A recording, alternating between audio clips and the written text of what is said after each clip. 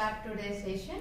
तो कल की क्लास में जैसे हम लोगों ने राइमिंग वर्ड्स के बारे में डिस्कस किया था, तो उसी वक्त मैंने आपसे बात की थी कि मैं नेक्स्ट क्लास में युग्म शब्द के बारे में लेकर आऊंगी।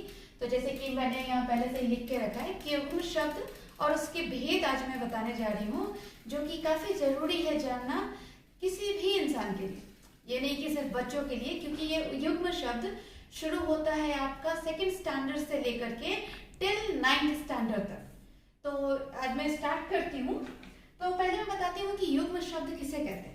युग्म शब्द का मतलब होता है कि उसे जोड़ी में लिखा जाता है। युग्म का मतलब ये होता है पेयर, मतलब कि वो जब भी आएगा दो वर्ड एक साथ आएगा और उसके बीच में योजक चिन्ह होता है। जैसे हम अगर नॉर्मल भाषा में बोले तो डैश बोल करके भी लिखते हैं। तो यहाँ पे मैं पहले आपको कुछ युग्म शब्द के एग्जाम्पल देती हूँ, फिर मैं उसके भेद के बारे में मूव करूंगी। जैसे कि मैंने लिखा यहाँ पे माता पिता।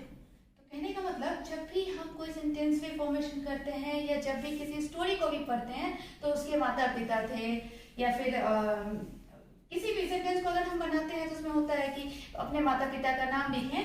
तो जब भी होता है ये माता पिता, यहाँ पे ये डैश दिया जाता है क्योंकि ये युग्म शब्द है, हमेशा एक दूसरे के साथ आता है, मतलब जिसे हम जोड़ी पेयर कहते हैं।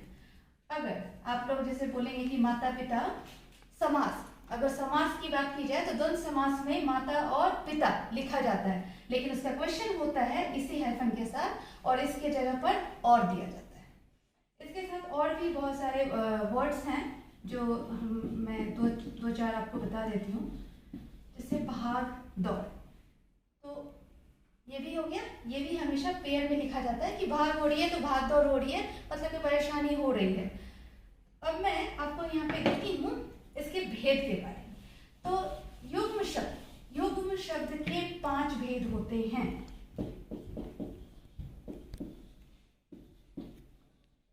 युग्म शब्द के 5 भेद होते हैं। मैं 1 by 1 लिखती जाऊंगी, फिर एग्जाम्पल्स देती जाऊंगी। फर्स्ट वन होता है समानार्थक शब्द। समानार्थक शब्द कहने का मतलब जैसा आप लोगों को पता है, जस्ट लाइक कि सिनोनिम्स वर्ड्स की तरह, मतलब कि उसके मीनिंग एक जैसे ही होते हैं, लेकिन वो भी जब हम लिखेंगे, जैसा मैंने पहले लिखा था माता पिता डैश दे करके, वैसे ही जैसे मैं यहाँ पे लिखती हूँ जूता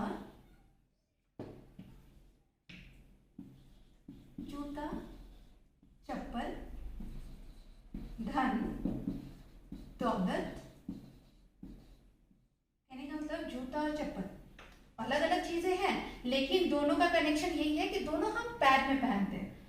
धन और दौलत मतलब कि मनी, प्रॉपर्टी भी आप दौलत को कह सकते हो। तो दोनों रिलेटेड किससे है?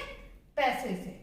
तो कहने का मतलब कि समान अर्थ वाले शब्द जो होते हैं, जो जिसे हम हाइफन देकर के मतलब योजक चिन्ह देकर के डैश देकर के लिखते हैं, वो आपका समानार्थक शब्द युग्म शब्द होता है। तो ये था फर्स्ट वन। सेकंड वन है आपका सार्थक निरर्थक। अब जैसा कि सार्थक निरर्थक की बात हम कर रहे हैं, तो आप लोगों को पता भी होगा, हो सकता है। सार्थक का मतलब होता है मीनिंगफुल और निरर्थक का मतलब होता है मीनिंगलेस। तो which word has meaningful, okay, which word has meaning, वो वर्ड हमें यहाँ लिखना है सार्थक। और निरर्थक मतलब कि which word has there is no meaning at all, तो वो हम यहाँ लिखेंगे। जैसे कि हम लोग ना जनरली सार्थक निरर्थक युग्म शब्द का उपयोग हम लोग बोलचाल की भाषा में करते हैं, मतलब फॉर द स्पीकिंग पार्ट। तो जैसे मैं यहाँ पे लिखती हूँ रोटी छोटी, फिर अखबार अखबार,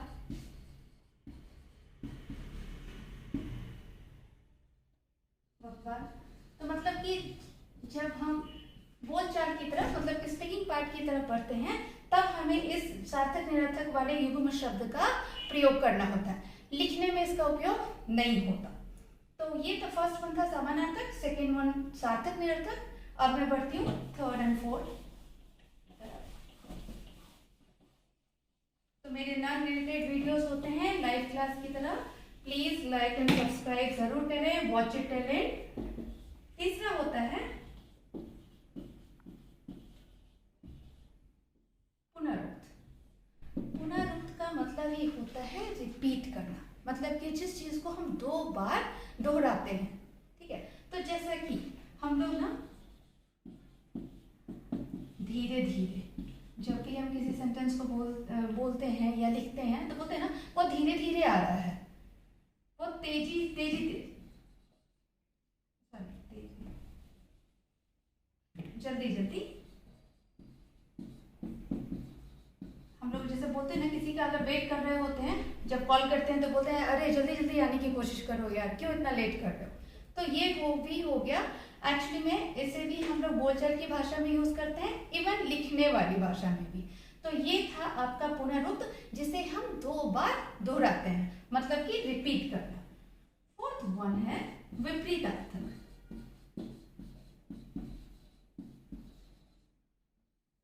विपरीतार्थक, जैसा कि आप इसके वर्ड से ही आप समझ गए कि अपोजिट वर्ड्स।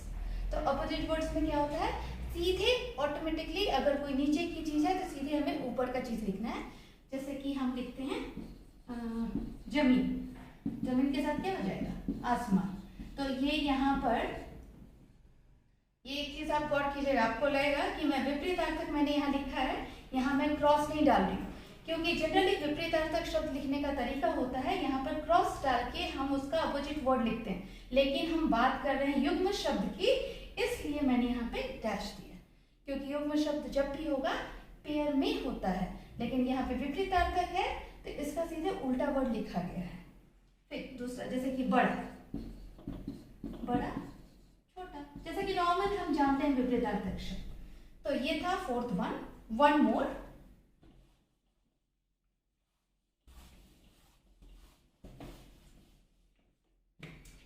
फिफ्थ वन है आपका निरर्थक।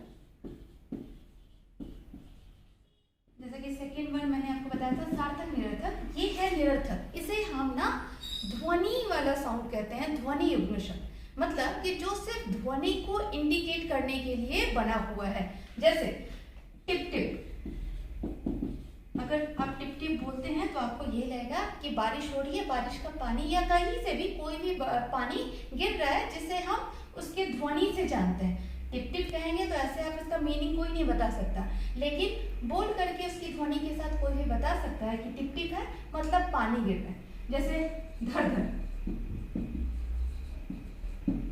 तो धर धर, धर धर कहने का मतलब जैसे जब हम कोई सामान अगर निकालते हैं, खींचते हैं एक दूसरे के साथ, तो जो साउंड होती है उसे भी हम धर धर कहते हैं, नहीं तो गड़गड़ भी कहते हैं, कि एक दूसरे सामान को यहाँ से वहां शिफ्ट करने में जो आवाज निकलती है उसे भी।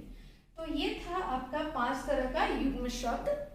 अगर आपको कुछ और भी चाहिए या फिर आपको लगता है कि इसमें कुछ और भी एग्जाम्पल्स होने चाहिए तो आप प्लीज़ मुझे कमेंट बॉक्स में बोलें, मैं ज़रूर उस पर आऊँगी। नेक्स्ट क्लास में हम फिर कुछ और नया करेंगे। Thank you.